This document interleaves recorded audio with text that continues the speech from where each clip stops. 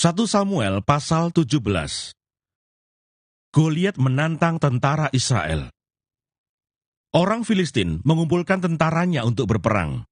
Mereka berkumpul di Soko yang di tanah Yehuda dan berkemah antara Soko dan Aseka di Efes Damim. Saul dan orang-orang Israel juga berkumpul dan berkemah di lembah Tarbantin. Mereka mengatur barisan perangnya berhadapan dengan orang Filistin. Orang Filistin berdiri di bukit sebelah sini, dan orang Israel berdiri di bukit sebelah sana, dan lembah ada di antara mereka. Lalu tampillah keluar seorang pendekar dari tentara orang Filistin, namanya Goliat dari Gad. Tingginya 6 hasta secengkal. Ketopong tembaga ada di kepalanya, dan ia memakai baju sirah yang bersisik.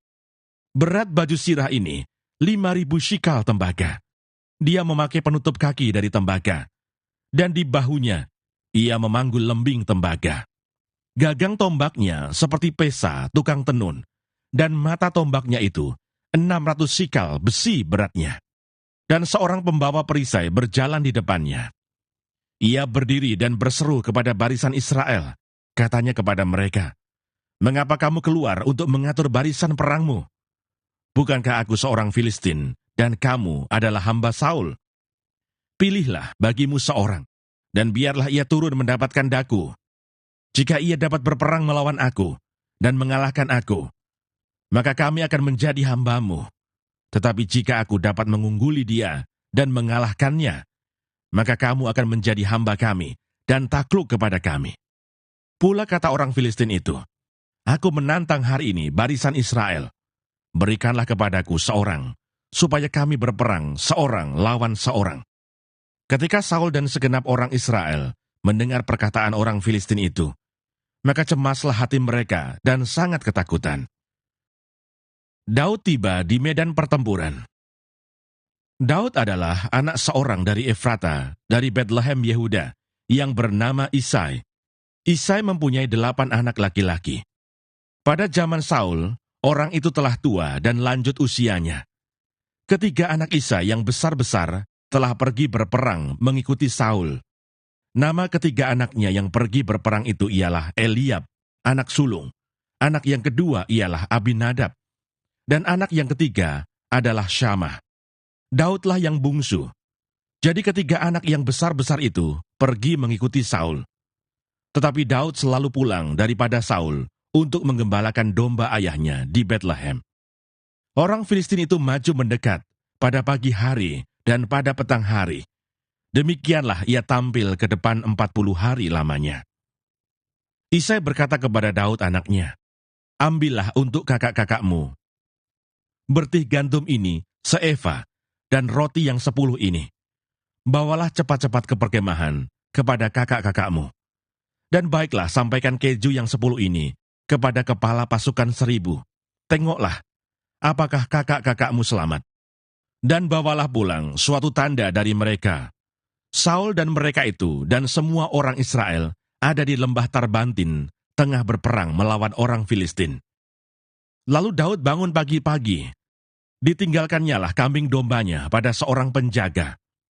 Lalu mengangkat muatan dan pergi, seperti yang diperintahkan Isai kepadanya. Sampailah ia ke perkemahan, ketika tentara keluar untuk mengatur barisannya dan mengangkat sorak perang. Orang Israel dan orang Filistin itu mengatur barisannya, barisan berhadapan dengan barisan. Lalu Daud menurunkan barang-barangnya dan meninggalkannya di tangan penjaga barang-barang tentara. Berlari-larilah Daud ke tempat barisan. Sesampai di sana, bertanyalah ia kepada kakak-kakaknya, apakah mereka selamat. Sedang ia berbicara dengan mereka, tampillah maju pendekar itu, namanya Goliat, orang Filistin dari Gad, dari barisan orang Filistin. Ia mengucapkan kata-kata yang tadi juga, dan Daud mendengarnya. Ketika semua orang Israel melihat orang itu, larilah mereka daripadanya dengan sangat ketakutan. Berkatalah orang-orang Israel itu, "Sudahkah kamu lihat orang yang maju itu? Sesungguhnya, ia maju untuk mencemoohkan orang Israel. Orang yang mengalahkan dia akan dianugerahi raja kekayaan yang besar. Raja akan memberikan anaknya yang perempuan kepadanya, dan kaum keluarganya akan dibebaskannya dari pajak di Israel. Lalu berkatalah Daud kepada orang-orang yang berdiri di dekatnya, apakah yang akan dilakukan kepada orang yang mengalahkan orang Filistin itu dan yang menghindarkan cemooh dari Israel? Siapakah orang Filistin yang tak bersunat ini sampai ia berani mencemoohkan barisan daripada Allah yang hidup? Rakyat itu pun menjawabnya dengan perkataan tadi. Begitulah akan dilakukan kepada orang yang mengalahkan dia. Ketika Eliab kakaknya yang tertua mendengar perkataan Daud kepada orang-orang itu, bangkitlah amarah Eliab kepada Daud sambil berkata, "Mengapa engkau datang, dan pada siapakah kau tinggalkan kambing domba yang 2-3 ekor itu di padang gurun? Aku kenal sifat pemberanimu dan kejahatan hatimu. Engkau datang kemari dengan maksud melihat pertempuran." Tetapi jawab Daud, "Apa yang telah kuperbuat? Hanya bertanya saja." Lalu berpalinglah ia daripadanya kepada orang lain dan menanyakan yang sama. Dan rakyat memberi jawab kepadanya seperti tadi. Terdengarlah kepada orang perkataan yang diucapkan oleh Daud. Lalu diberitahukanlah kepada Saul. Dan Saul menyuruh memanggil dia. Berkatalah Daud kepada Saul, "Janganlah seseorang menjadi tawar hati karena dia. Hambamu ini akan pergi melawan orang Filistin itu." Tetapi Saul berkata kepada Daud, "Tidak mungkin engkau dapat menghadapi orang Filistin itu untuk melawan dia, sebab engkau masih muda, sedang dia sejak dari masa mudanya telah menjadi prajurit." Tetapi Daud berkata kepada Saul, "Hambamu ini biasa menggembalakan kambing domba ayahnya. Apabila datang singa atau beruang yang menerkam seekor domba dari kawanannya, maka aku mengejarnya, menghajarnya, dan melepaskan domba itu dari mulutnya. Kemudian apabila ia berdiri menyerang aku, maka aku menangkap janggutnya, lalu menghajarnya dan membunuhnya. Baik singa maupun beruang telah dihajar oleh hambamu ini. Dan orang Filistin yang tidak bersunat itu, ia akan sama seperti salah satu daripada binatang itu, karena ia telah mencemooh barisan daripada Allah yang hidup." Pula kata Daud, "Tuhan yang telah melepaskan aku dari cakar singa dan dari cakar beruang, dia juga akan melepaskan aku dari tangan orang Filistin itu." Kata Saul kepada Daud, "Pergilah, Tuhan menyertai engkau." Lalu Saul mengenakan baju perangnya kepada Daud, ditaruhnya ketopong tembaga di kepalanya, dan dikenakannya baju sirah kepadanya. Lalu Daud mengikatkan pedangnya di luar baju perangnya. Kemudian ia berikhtiar berjalan, sebab belum pernah dicobanya. Maka berkatalah Daud kepada Saul, "Aku tidak dapat berjalan dengan memakai ini, sebab belum pernah aku mencobanya." Kemudian ia menanggalkannya. Perkelahian Daud dengan Goliat. Lalu Daud mengambil tongkatnya di tangannya. Dipilihnya dari dasar sungai 5 batu yang licin dan ditaruhnya dalam kantung gembala yang dibawanya, yakni tempat batu-batu, sedang umbannya dipegangnya di tangannya. Demikianlah ia mendekati orang Filistin itu. Orang Filistin itu kian dekat menghampiri Daud, dan di depannya orang yang membawa perisainya. Ketika orang Filistin itu menunjukkan pandangnya ke arah Daud, serta melihat dia, dihinanya Daud itu, karena ia masih muda, kemerah-merahan, dan elok parasnya. Orang Filistin itu berkata kepada Daud, "Anjingkah aku, maka engkau mendatangi aku dengan tongkat?" Lalu demi para allahnya, orang Filistin itu mengutuki Daud. Pula orang Filistin itu berkata kepada Daud, "Hadapilah aku, maka aku akan memberikan dagingmu kepada burung-burung di udara dan kepada binatang-binatang di padang." Tetapi Daud berkata kepada orang Filistin itu, "Engkau mendatangi aku dengan pedang dan tombak dan lembing, tetapi aku mendatangi engkau dengan nama Tuhan semesta alam, Allah segala barisan Israel yang kau tantang itu. Hari ini juga Tuhan akan menyerahkan engkau ke dalam tanganku, dan aku akan mengalahkan engkau dan memenggal kepalamu dari tubuhmu. Hari ini juga aku akan memberikan mayatmu dan mayat tentara orang Filistin kepada burung-burung di udara dan kepada binatang-binatang liar, supaya seluruh bumi tahu bahwa Israel mempunyai Allah, dan supaya segenap jemaah ini tahu bahwa Tuhan menyelamatkan bukan dengan pedang dan bukan dengan lembing. Sebab di tangan Tuhanlah pertempuran, dan ia pun menyerahkan kamu ke dalam tangan kami."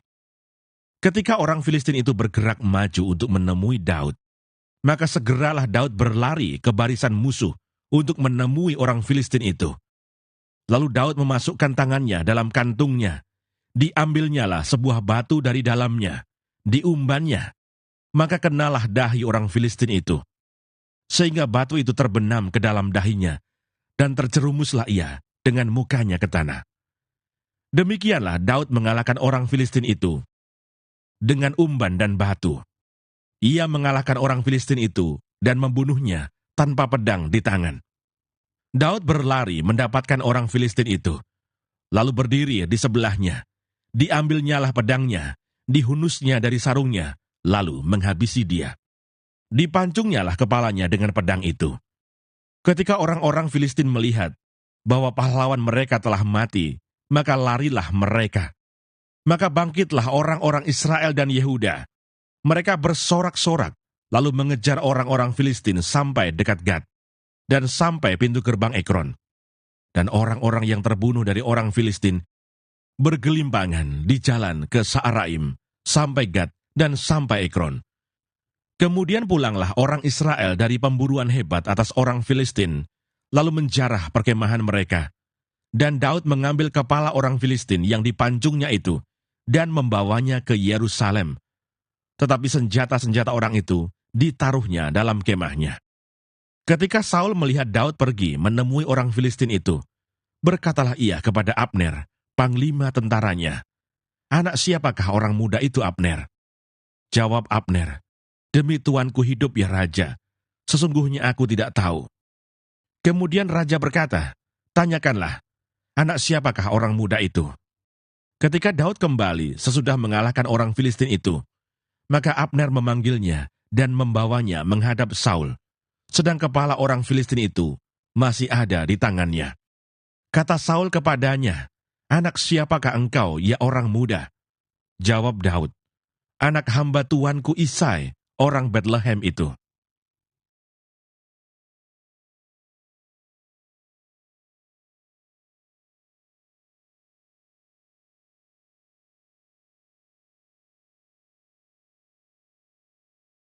Satu Samuel pasal 18.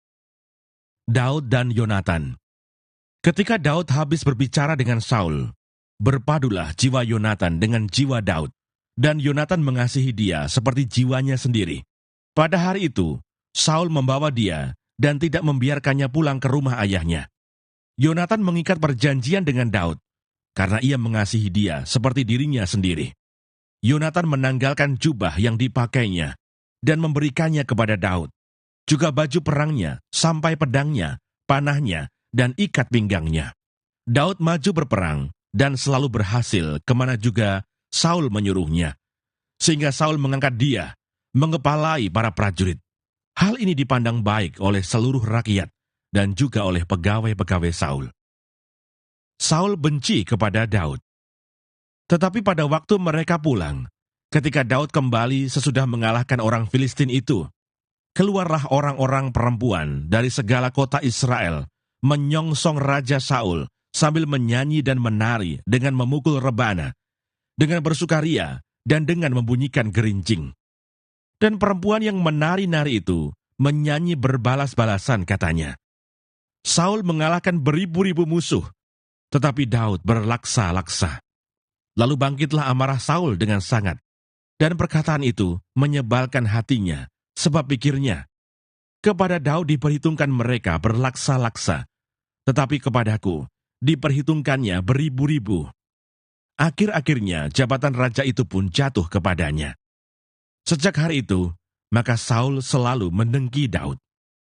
Keesokan harinya roh jahat yang daripada Allah itu berkuasa atas Saul, sehingga ia kerasukan di tengah-tengah rumah. Sedang Daud main kecapi seperti sehari-hari. Adapun Saul ada tombak di tangannya. Saul melemparkan tombak itu karena pikirnya, "Baiklah aku menancapkan Daud ke dinding." Tetapi Daud mengelakkannya sampai 2 kali. Saul menjadi takut kepada Daud, karena Tuhan menyertai Daud. Sedang daripada Saul, ia telah undur.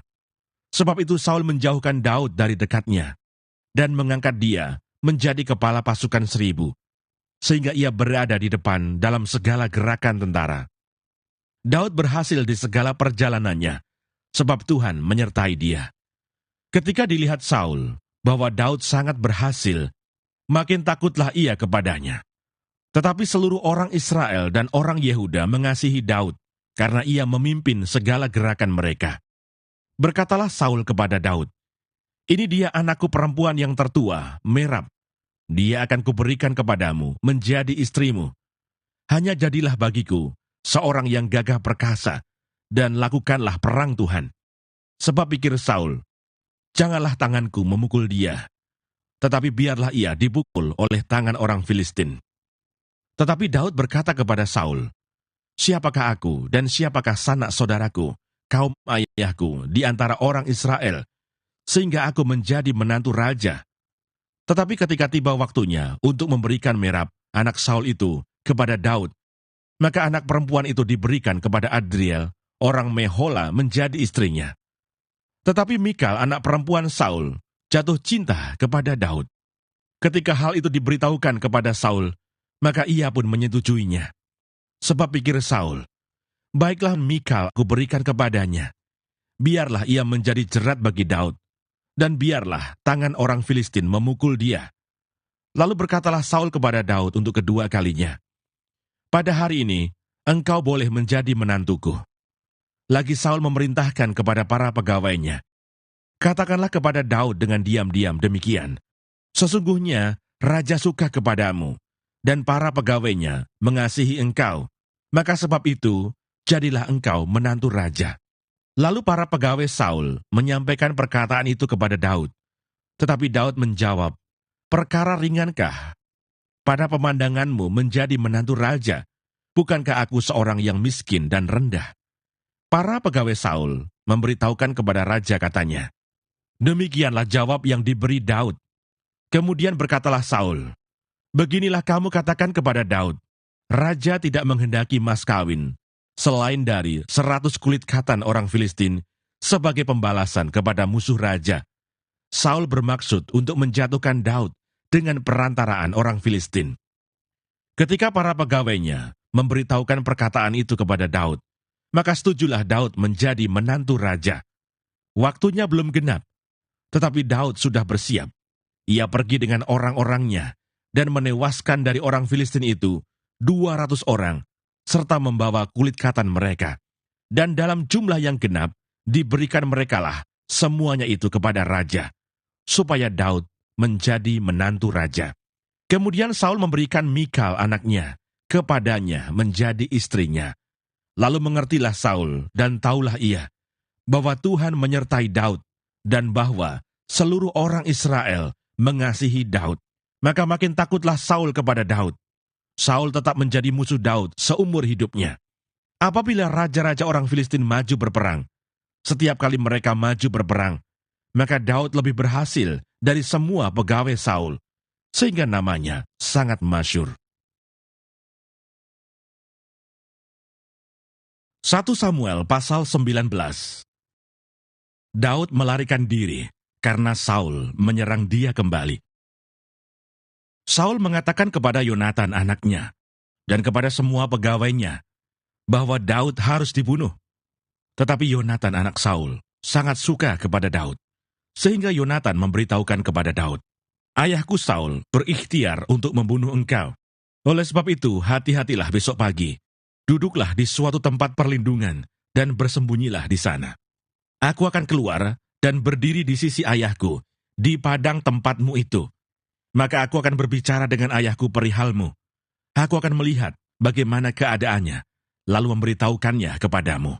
Lalu Yonatan mengatakan yang baik tentang Daud kepada Saul ayahnya, katanya, "Janganlah raja berbuat dosa terhadap Daud hambanya, sebab ia tidak berbuat dosa terhadapmu.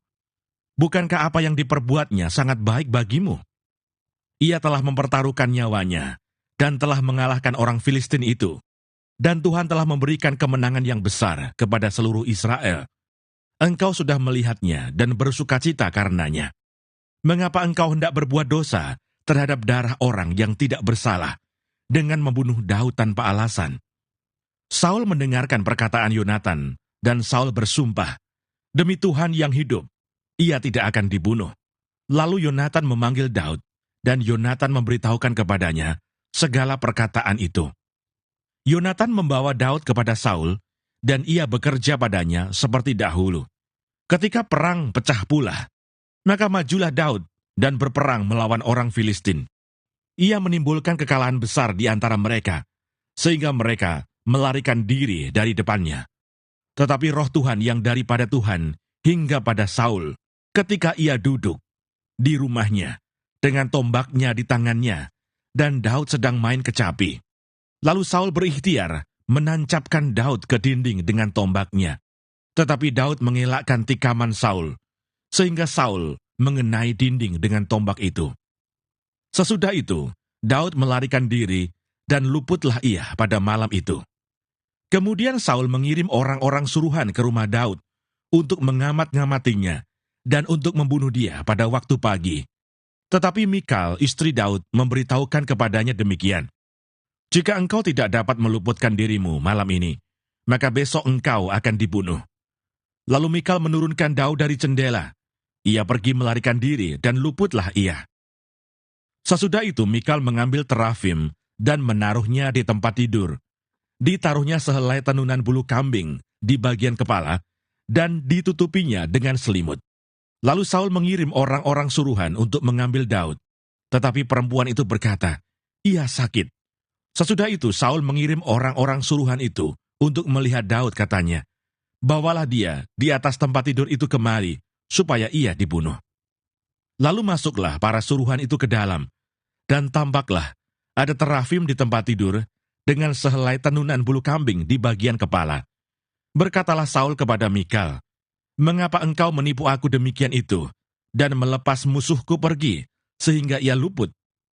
Tetapi jawab Mikal kepada Saul, "Ia berkata kepadaku, 'Biarkanlah aku pergi, apa perlunya aku membunuh engkau?'"